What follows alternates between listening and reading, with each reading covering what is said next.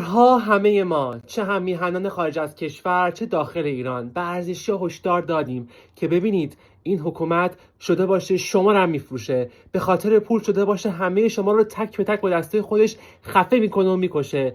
ولی باز شما ارزشی رفتین توی خیابون شعار دادین تنگه رو تنگترش کن، تنگ سیری، نمیدونم بزن که خوب میزنی، مجیدی نقطه زن.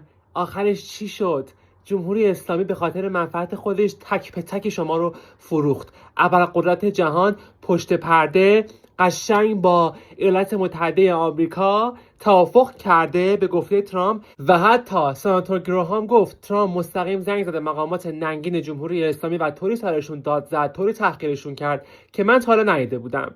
رائفی پورم توییتی زد و گفت که تنگه هرمز امام خیلی روش تاکید داشت و جزو شروط اصلی امام بود و الان بازش کردن و گفته بود حیف از خون تنگسیری. بله همینه ارزشی، ببین همینه، جمهوری اسلامی شده باشه شما رو هم میفروشه.